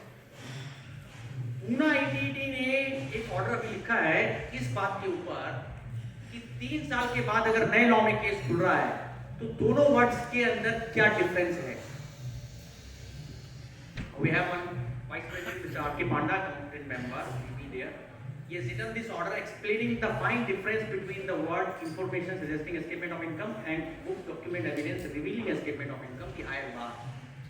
So वो हायर बार आपका उनका कहना ये है कि जब तक आप आगे से प्रूव नहीं कर देते जुडिशियल थ्रेशोल्ड के फॉर्म में, जब तक आप उसको ये ओपन नहीं कर पाएंगे। डॉक्यूमेंट एविडेंस के अपने मतलब है सर, बुक्स का मतलब अलग है, डॉक्यूमेंट का मतलब अलग है, एविडेंस का मतलब ये कोई ऐसे वर्ड नहीं है कि जिसमें सब कुछ समा गया, मतलब कुछ तो कहीं फिट, जैसे एक अप्रोच गौरव जी ऐसी कि कुछ तो कहीं फॉल करेगा भैया, सब लग गया। अरे भाई कैसे सब लग गया? बुक्स डॉक्यूमेंट एविडेंस में बताने का काम किसको करना है सर? विभाग को करना है। और वो material, concrete material, tangible material जो लखमनी मेवल दास में जस्टिस एचआर खन्ना ने कहा था 103 आईटीआर 437 में कि टेंजिबल मटेरियल होना चाहिए ना, जिससे निकल के आए कि बुक डॉक्यूमेंट एविडेंस है। अब आप जो बात आप बोल रहे थे कि मिस्टर गोयल की रिप्रेजेंटेड इन फॉर्म ऑफ तीन चीजें, असेट, एंट्री इन बुक्स और एक्सपेंडिचर ऑन एनी ओकेजन, तीन चीजें। वो अलग है, वो थर्ड चीज है। मेरे ओपिनियन में जसपाल जी ना तो 50 लाख वाला पॉइंट हमसे सेटिस्फाइड है बहुत सारे केसेस में, और ना दूसरा ये सब बुक्स डॉक्यूमेंट एविडेंस। मैं तीसरे के बाद में जाऊंगा। और ये 3 साल के अंदर और 3 साल के पीछे की जो मर्यादा है सर, इसको समझना जरूरी इसलिए है क्योंकि जो ये राजीव बंसल का फैसला है, इसमें एक बात जस्टिस चंद्रचूड़ ने कही है, वो जनरल पॉइंट है पर उसका मेरे को लगता है बहुत इंपॉर्टेंट इंपैक्ट होगा। आप सब नोट कर लें उस लाइन को सर। और ये जस्टिस चंद्रचूड़ का लैंडमार्क फैसले में लिखी हुई है कि power to reassess is a limited power. Power to reassess is a not unlimited power. This is per justice Chandrachud and it is subject to fulfillment of preliminary judicial condition। मेरा मानना है Gaurav ji, preliminary judicial condition का मतलब तो ये होगा ना कि जो कंडीशन आपको पहले सेटिस्फाई करनी है, आपको जैसे कहते हैं बर्थ के शुरुआत में करनी है, गेम के एंड में करनी है भैया। जुडिशियल कंडीशन का मतलब होता है कि आपको बाद में करनी है, पता था पहले करनी चाहिए ना। वो तो कह रहे हैं हम नहीं बता रहे, मैं बता रहा हूँ। वो तो कहते थे कि हम सैंक्शन भी नहीं बता रहे। आपके यहाँ गुजरात में कितने सारे 148 के नोटिस के साथ आपको सैंक्शन की कॉपी मिली है सर? सर सैंक्शन की कॉपी नहीं मिली, सैंक्शन में लिखा है कॉम्पिटेंट अथॉरिटी। ये कहाँ लिखा है? कौन सी जगह पे लिखा है पहले ये बताइए। ईडी के ऑर्डर में। कमाल है सर, राधे राधे। इतना लिख के भी बहुत बड़ा एहसान किया सर। कॉम्पिटेंट ये लिखने की भी बहुत ज्यादा आपको जरूरत क्या आती है ऐसा लिखने की? हमें तो पता ही था कि सारे काम अच्छे होते हैं। जैसे वो कहा ना किसी दुकान पे लिखा होता है यहाँ ऊपर मिठाई मिलती है, भाई हमें पता है मिठाई लगी हुई है तो मिठाई मिलती है। जब आपने केस मेरा खोल दिया, फिर केस कर दिया, तो हमें पता है, हमने प्रिज्यूम कर लिया कि आपने चीफ कमीशन से एक्शन ऑलरेडी ले लिया होगा। आपने सही कब करते हैं, all official acts are presumed to be done in good faith, ऐसा नहीं लिखा हुआ है। बट ऐसे लॉ नहीं है सर, सॉरी। सीबीडीटी की 2 गाइडलाइंस नोट कर लीजिए। ये गाइडलाइंस सीबीडीटी ने पता नहीं किसके बेनिफिट के लिए बनाई हुई है, और ये मैं बड़ी प्रमुखता से बोलूं, जिसको बेनिफिट पहुंचाना चाहते हैं, जिसको नहीं ये तो भगवान ही जाने। 1 अगस्त 2022 की गाइडलाइन और एक 28 जून 2024 की, दोनों गाइडलाइनों में सीबीडीटी ने जो केंद्रीय प्रत्यक्ष कर बोर्ड है 1 अगस्त 2022 और 29 जून 2024, दोनों में लिखा हुआ है कि सैंक्शन की कॉपी जो सैंक्शन के साथ संलग्न होगी, परफॉर्मा पूरा। मतलब उसके लिए एसएससी को बैगिंग नहीं करनी चाहिए कि वो कहे कि नहीं साहब आओ उनसे मांगते रहो, हम फिर दया करके आपको। जैसे justice K R Shriram Bombay high court के टैक्स बेंच में काफी दिन तक जज रहे, उन्होंने एक जगह लिखा भी कि क्या ये सैंक्शन नेशनल सीक्रेट है? हमारे नेशनल सीक्रेट हो गया इसका मतलब। ये मैं नहीं बोल रहा हूँ, जजमेंट का नाम नोट कर लीजिए, कहीं कंटेम्प्ट हो जाए मेरे पर। Justice K R Sriram speaking for Bombay high court in Vodafone Idea Limited that sanctions are not national secrets.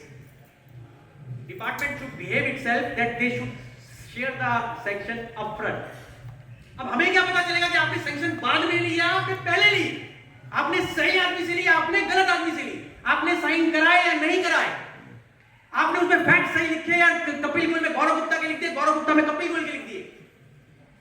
क्योंकि आप तो जब केस खोलते हैं तो 10,000 की तादाद में केस खोलते हैं एक साथ। उसमें संभावना यह है कि किसी के फैक्ट्स किसी में चले जाए और किसी के फैक्ट्स कट कॉपी पेस्ट में। मैंने एक केस अभी लड़ा सर, मुझे यहीं पर रखा और वो रिपोर्ट हो गया, आप नोट कर सकते हैं। दिल्ली हाईकोर्ट का फैसला एसपीसी मिनरल प्राइवेट लिमिटेड।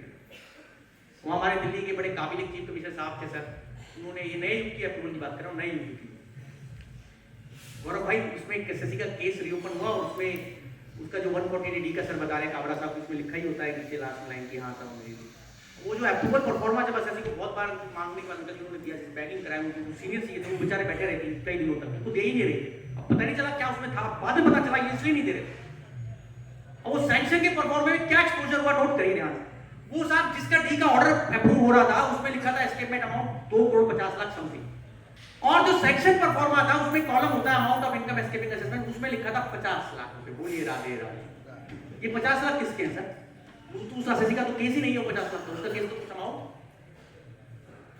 और चीफ कमिश्नर से अप्रूव कर रहे हैं, और उसमें एक लाइन उनकी श्रद्धा के हिसाब से उन्होंने लिख दिया बड़ा वो करके approved as it is. Question यहाँ ये है कि application of mind of sanctioning authority का क्या है कि जिसमें फिगर्स और फैक्ट उसमें गलत, और क्या ये टाइपोग्राफिकल एरर है, मतलब is it typographical error? Department कहता है सर हमसे typographical error. Bombay high court ने जस्टिस के.आर. सिन्हा ने एक और वोडाफोन का केस लिखा, आप नोट कर सकते हैं, 464 ITR में रिपोर्टेड है, वोडाफोन का ही केस है कि उन्होंने CBDT को, रेवेन्यू सेक्रेटरी को, फाइनेंस मिनिस्टर को ये ऑर्डर भेजा कि साहब आप अपने CCITs को ट्रेन करिए कि सैंक्शन कैसे देना चाहिए, ये लिखा हुआ है कि आप अपने हायर अथॉरिटीज को ट्रेन करिए कि सैंक्शन कैसे, मैं नहीं बोल रहा हूँ, लिखा हुआ है 464 ITR Vodafone limited Bombay high court. उसमें फैक्ट ये था, यही SBC में ऑर्डर कि सैंक्शन के परफॉर्मा में अमाउंट कुछ और था और जो ऑर्डर अंडरलाइन जिसको अप्रूव करे थे उसमें अमाउंट दोनों अलग अलग दिशा में थे। तो जज ने कहा कि साहब ये कैसे ऑफिसर्स काम कर रहे हैं, ये जानबूझ के ऐसे अप्रूवल दे रहे हैं या क्या हो रहा है, और नुकसान किसका हो रहा है इसमें, ये जज ने लिखा उसमें श्रीराम साहब ने। और आपको मैं ये बताना चाहता हूं सर, पहला पॉइंट CBDT गाइडलाइन 1 अगस्त 2022 और 29 जून 24 में रहना चाहिए, सैंक्शन की कॉपी नोटिस के साथ आना अनिवार्य है। दूसरा, सैंक्शन परफॉर्मा के अंदर अगर फैक्ट्स गलत लिखे Kabraji, it is a fatal error, it is not irregularity, it is illegality. Third point, department should understand कि जब आप सैंक्शन ले रहे हो, एक जगह किसी डिपार्टमेंट ने ऐसा स्टेट ले लिया कुछ यूपी वगैरह की जगह पे, पता नहीं आपके यहाँ क्या करे, वो क्या कह रहे हैं सर हमें सैंक्शन साइन करने की जरूरत नहीं है अलग से, वो नाम और डेजिग्नेशन लिखकर दे रहे। वो कह रहे हैं सेक्शन 282 ये आ गया, आप नोट कर सकते हैं, वो कह रहे हैं साहब हमारे को नाम और डेजिग्नेशन लिखने से काम चल जाएगा, डीम्ड साइन हो गया 282A section. I am sorry sir, various high courts have said even after this digital use, either the notice and sanction has to be manually signed, or either they have to be digitally signed. So this stand of Income Tax Department citing 282 capital A section that notice the sanction is not required to be separately signed is totally wrong. तो आपको sanction मिलेगा ही नहीं तो आप challenge कैसे करेंगे? कई बार कोई अच्छा जज आ जाएगा, और भाई आप तो दिल्ली हाई कोर्ट आते हैं तो, और जसपाल जी भी आते हैं जैसे, तो हमारे जस्टिस राजीव सिंह जब थे बेंच में तो उन्होंने हमारे केस में फैसला दिया, मुझे यकीन नहीं था कि वो फैसला मुझे इस पैटर्न में मिलेगा, और आप सबको मुझे बताते बड़ी खुशी हो रही है। ये भी मेरे कैरियर का मुझे कई बार बड़ा प्लीज करता है। TI enterprises private limited 468 ITR page number 5, और 468 ITR page number 5 Delhi high court, TI enterprises approved by supreme court justice Abhay Oka 468 ITR page number 10, that if sanction copy is not supplied with the reasons, then entire reopening is invalid. If sanction copy is not supplied with the reasons, then reopening is खलास। 468 ITR पन्ना number 5 और 468 ITR पन्ना number 10। पर ये किसी कहने के लिए बड़ा हिम्मत चाहिए सर, और ये बहुत ज्यादा अजीब सी प्रपोजिशन लगी कि सिर्फ सैंक्शन ना सप्लाई करने से क्या हो गया। इसीलिए मैंने आपको अलग से गाइडलाइन भी लिखवाई है 1 अगस्त 22 और 29 जून। अभी मुझे सर पूछ रहे थे कि गोयल साहब आप सैंक्शन पे थोड़ा सा बोलना, इन्होंने मुझे भी बोला था भाई साहब ने। सर आपका शुभ नाम क्या है सर? हिरेन त्रिवेदी साहब। इन्होंने कहा कपिल भाई ये मुझे होटल से लेकर आ रहे थे तो इनकी गाने की फरमाइश थी कि 151 पे जरूर बोल देना भैया। मोमेंटो को पहले ले चुका हूं, मैं बोलना भी जरूरी है, आप मुझे लेकर भी आए। तो 151 के अंदर बहुत कुछ है सर। मेरे को कुछ लोगों ने बड़ा इनफेमस कर दिया दिल्ली कोर्ट्स में कि मिस्टर गोयल इज, अभी किसी दिन CIT DR तक बेंच के वो कहने लगे, सब लोग खड़े हुए थे कि कपिल गोयल के सामने हम कोई भी केस आगे करते हैं तो ये हर एक अप्रूवल में सैंक्शन में कोई ना कोई डिफेक्ट निकाल देता है। इससे हम ट्रेनिंग कराएंगे अपने विभाग के ऑफिसरों से को कि साहब ये हमारे ऑफिसर्स कैसे सैंक्शन देते। देखिए मैंने कहा सर मैं SSC का नमक खाया हुआ है सर मैं दगाबाजी करने में विश्वास, और बाकी गहरी का छोटा सा बात। तो सैंक्शन की अपनी स्थिति है, आधे से ज्यादा सैंक्शन हवा में, और जब वो खुलते हैं जैसे कहते हैं पर्दा उठता है बिजली के ऊपर से, वो घूंघट उठता है, तब पता चलता है कि इसके अंदर कितने सारी डेफिशिएंसीज हैं। फैक्ट्स गलत लिखे हुए हैं, फिगर्स गलत लिखे हुए हैं, किसी के फैक्ट लिख दिए, कुछ भी करके करो। मतलब एक सेक्शन में तो ये ऐसा लिख दिया कि उसका रिप्लाई फाइल नहीं जसपाल भाई, वो रिप्लाई फाइल करके ऑर्डर पास होना बताइए भैया। उस सेक्शन की अथॉरिटी ने ये लिख दिया सेक्शन के परफॉर्मा में कि SSC has not filed any response to show cause notice, और जबकि गौरव जी ने रिप्लाई फाइल, तो आप इससे क्या मतलब निकालेंगे कि उसने सेक्शनिंग अथॉरिटी ने अप्रूवल देने से पहले इसका मतलब रिप्लाई पढ़ा, क्या मतलब निकालेंगे? कॉमन सेंस से बताइए। जबकि रिप्लाई ऑलरेडी रिकॉर्ड पे है और डी के ऑर्डर में भी कंसीडर है, बट सैंक्शनिंग परफॉर्मा में लिखा reply is not filed. Is it a typographical clerical error to be curable under 292 capital B? If you pardon this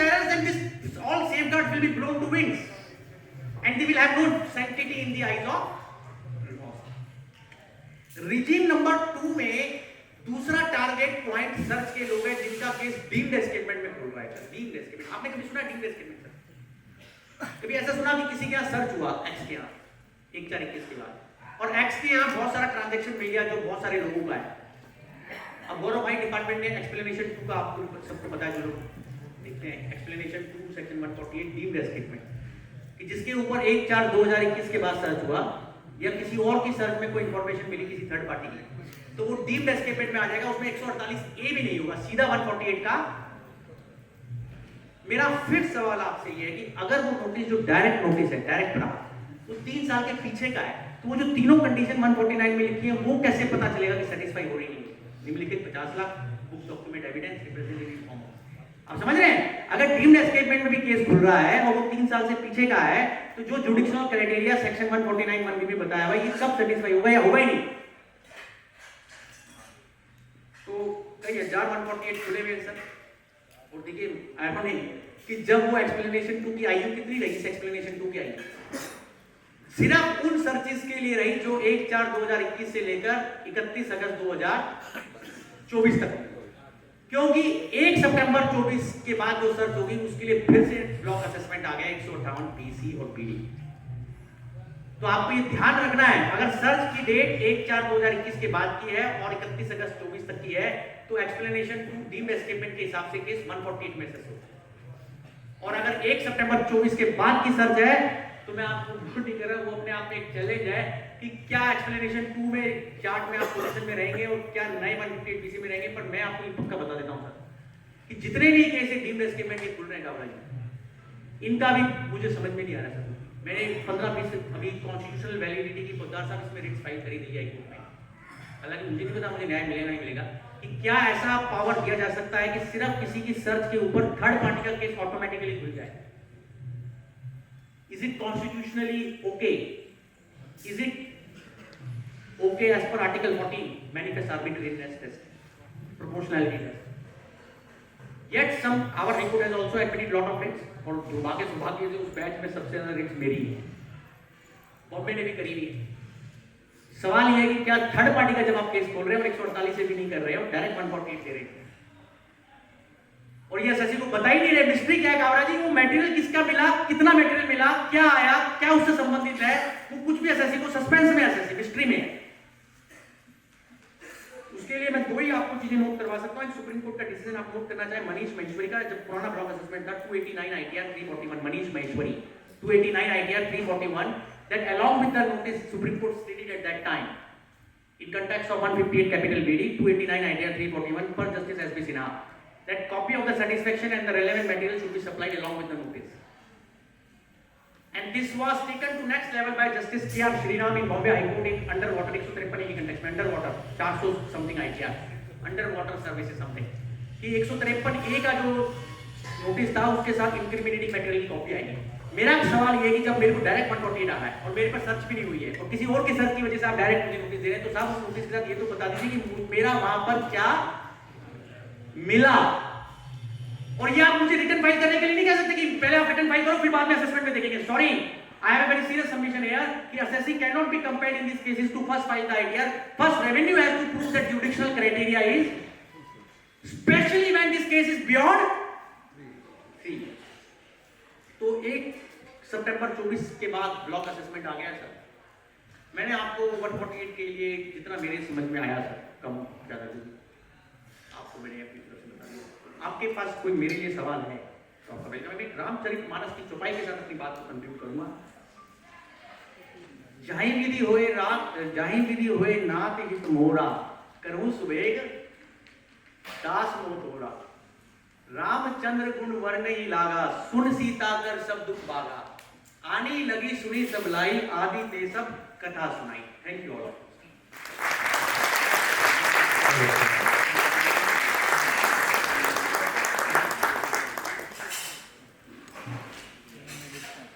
Goswami Tulsidas ji की जब हम रामायण सुनते हैं तब जिस तरह से चित्त एकदम शांत हो जाता है, ध्यान से सुनते हैं और एवं धारा प्रभाव में हम सुन पाते हैं, उसी शैली में कपिल जी ने वास्तव में हमें 148 पर एकदम जो अस्खलित वाणी में बात कही है, मुझे पूरा विश्वास है कि जो जिन लोगों को इससे पाला पड़ता है रोज बरोज में, उनको तो काफी वैल्यू एडिशन हुआ है। और फ्रैंकली स्पीकिंग जिनका काम नहीं है उनके लिए कोई ज्यादा समझ पड़ना जरूरी भी नहीं था और संभव भी नहीं था, कारण कि उसकी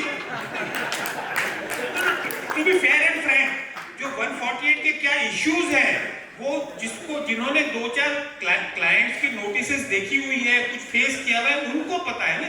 और उनके लिए तो वास्तव में it was really music to their ears and we are extremely thankful. आपने जिस प्रकार से अपने एक्सपीरियंसेस शेयर किए, जो केसेस जब आपने फेस किए, उसके जो एक्सपीरियंसेस आपने बहुत समराइज तौर पर शेयर किए, उसके लिए हम आपके खूब शुक्रगुजार हैं। कुछ समय है 2-4 मिनट का, यदि कोई स्पेसिफिक क्वेरीज हो 148 बोगस बिलिंग, नए रजीम, पुराने रजीम, क्या ऑर्डर 1, ऑर्डर क्या रजीम 1, रजीम 2, रजीम 3, अब रजीम 4 में क्या आएगा, प्रिडिक्टेबिलिटी और unpredictability and uncertainty has become law of the land, ऐसा लग रहा है मुझे। Yes sir, any questions?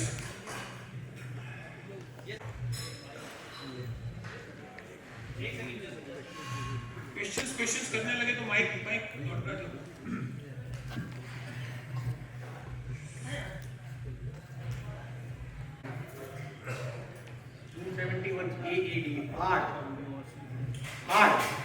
Penalty for false entry, हाँ उसको आड़ बोलते हैं सर। आप थोड़ा और बेटर सेंस से बोल रहे हैं, मैं कम बेटर सेंस से बोल रहा हूँ, तो मैं समझ जरूर पा रहा हूँ आप कहना क्या चाह रहे हैं। सर देखिए, जब भी ये प्रोविजन लाया गया था मैडम के द्वारा ऑनरेबल असेंबली करंट है, उनका कहना ये था कि जीएसटी में जो खुदा साहब का इनका सब्जेक्ट है जीएसटी का, उसमें फेक इनवॉइसेस बहुत पकड़े जा रहे हैं। वो उनके यहाँ एक सेक्शन है, खुदा जी आपका 122 कौन सा सेक्शन है जीएसटी का? 122 सही रट्टा मारा है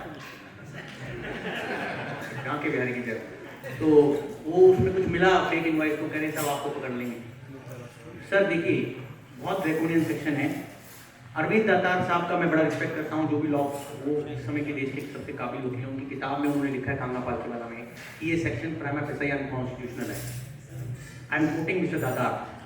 नाउ कपिल गोयल पॉइंट, अभी ये सेक्शन में पेनल्टी इनिशिएट करने के लिए पहला पॉइंट स्टेज 1 ये है कि आप एक कर निर्धारण करेंगे, उसमें आप ये पाएंगे कि किताबों में कोई फॉल्स एंट्री है या कोई ओमिटेड एंट्री है। क्योंकि आप जब तक एडजुडिकेशन नहीं करेंगे, किसी ने कहा डायरेक्ट 271 एडी का नोटिस आ सकता है, answer is no. Supreme court का डिसीजन है जयलक्ष्मी राइट में 379 ITR 521 justice Sikri 379 ITR 521 justice A K Sikri कि बिना असेसमेंट के कोई भी पेनल्टी इनिशिएट नहीं हो सकती, इवन 269 एसएस 269 इवन 271 ए। अब असेसमेंट नहीं हुआ तो पेनल्टी इनिशिएट नहीं होगी दादा। अब दूसरी बात कि कौन एस्टैब्लिश करेगा, ओनर्स किस पे है कि वो चीज फॉल्स एंट्री है या ओमिटेड एंट्री है। Owners is on the revenue. अब मेरा ओपिनियन ये है सर हम्बल कि इसके लिए बहुत सीरियस मटेरियल चाहिए। आप अगर उस डेफिनेशन को जो उसकी एक्सप्लेनेशन में टेल में दीजिए उस सेक्शन की, अगर आप उसको लूज सेंस में पढ़ने लग जाएं तो सब कुछ फॉल्स एंट्री बन सकता है। बट आप उसको अगर सेंसिबल सेंस में पढ़ें कि आप पैनल प्रोविजन की इंटरप्रिटेशन कर रहे हैं, तो आपको उस मर्यादा का ध्यान रखना पड़ेगा कि पैनल प्रोविजन को हम इंटरप्रेट स्ट्रिक्टली करते हैं, उदार भाव से नहीं करते हैं, उनको संकुचित भाव से करते हैं। लॉ है, मतलब पेनल्टी लगाते वक्त आप ये नहीं मानते कि आप टैक्स लगा रहे हैं और आप ज्यादा से ज्यादा लोगों को पेनल्टी के रेंज में ला पाए, ऐसा नहीं होता है। तो फॉल्स एंट्री और ओमिटेड एंट्री के लिए डिपार्टमेंट के ऊपर होना है सर, और उसके लिए जो मटेरियल चाहिए कि मेरी किताबों में फॉल्स एंट्री, और सबसे इंपॉर्टेंट बात कि तीसरा पॉइंट कि उससे डिपार्टमेंट का अल्टीमेटली नुकसान और प्रेजुडाइज क्या हुआ है। आप समझते हैं प्रेजुडाइज का मतलब एक्ट सेक्टर को, ये बात test Hindustan steel limited page 183 ITR page number 26, Hindustan steel versus state of Odisha 83 ITR पन्ना नंबर 26। और अभी जस्टिस डीवी नागरत्ना मैडम ने सुप्रीम कोर्ट में एक फैसला लिखा है इंस्टीट्यूट के केस में शाहजी फॉलोज में, थ्योरी ऑफ डाउटफुल पिनलाइजेशन। आप नोट कर लीजिए, थ्योरी ऑफ डाउटफुल पिनलाइजेशन। ये लगेगा मतलब जहां डाउट्स है वहां पेनल्टी नहीं लगनी चाहिए, सीधा सा बात है। वैसे डाउटफुल पिनलाइजेशन के ऊपर हाई स्कूल वगैरह बहुत कुछ है, बट आपकी बात बताने के लिए कि फॉल्स एंट्री और ओमिटेड एंट्री के रडार में 271 डबल एडी के मिलाने के लिए डिपार्टमेंट को बहुत बड़ा ब्रिज बनाना पड़ेगा। ऐसे नहीं है कि आपने लिया इन्वेस्टिगेशन विंग ने किसी पे सर्च करी, आपने सीधा ब्रह्मास्त्र यूज कर दिया। That cannot be the law. And even if you are propelled by some fake invoices kind of a thing, then you have to bring the, but what is fake invoice? You have to make proper inquiries, you have to make proper examination, you have to supply some proper material. It can't be based on कि सब कुछ ही भावनाओं पे आपने assumption और presumption पे कर दिया, conjecture और surmise। मेरे को जो नॉलेज में आया है, डिपार्टमेंट ने अभी बहुत ज्यादा केस में तो यूज नहीं किया, बट जहां पर भी किया है उनका होमवर्क प्रॉपर नहीं। That is all. Thanks. Thank you sir. आप तो काफ़ी बातें कह सकते हैं, क्वेरीज भी काफ़ी होगी, लेकिन हम ऑफलाइन भी ले सकते हैं। डॉक्टर साहब को आप खूब खूब धन्यवाद। मेरा निवेदन है कि आप सभागार में आपका स्थान ग्रहण कीजिए ताकि हम नेक्स्ट सेशन को शुरू कर सकें। Next session would be a very interesting panel discussion when we are still set for the next session. We are extremely thankful